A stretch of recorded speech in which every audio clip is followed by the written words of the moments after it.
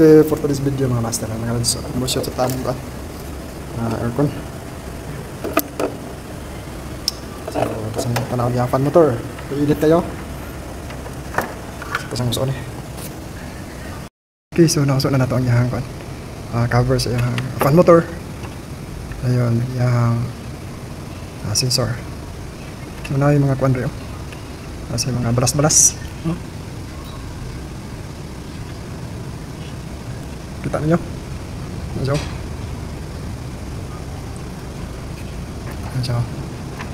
Magana.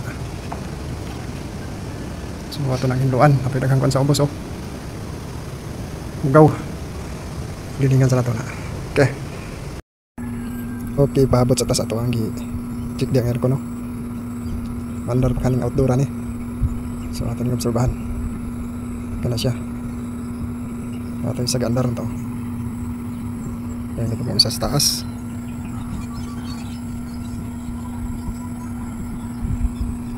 Mabustan di ang brand ani.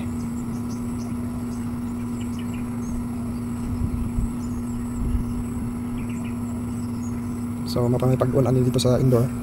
So wait sa tag mga almost 1 minute na lang siguro kaya ganito tao naman eh.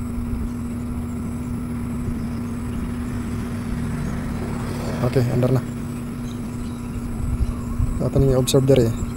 Ang dili na siya mo trip off. Ano ang hitabo ani. Mapalong ang yung outdoor. So ang yung fan motor dito sa indoor, abnormal ang speed. Usahay mo kusog, usahay mo hinay. So manang mo trip dari sa yung outdoor.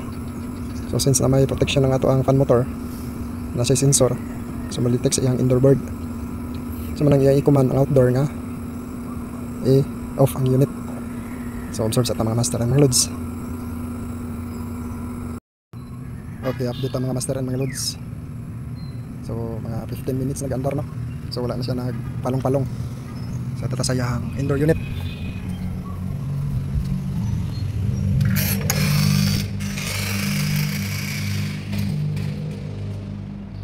Okay. So standby lang niya.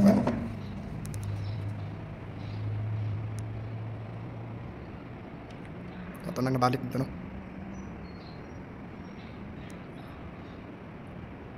Basa na yung tubo.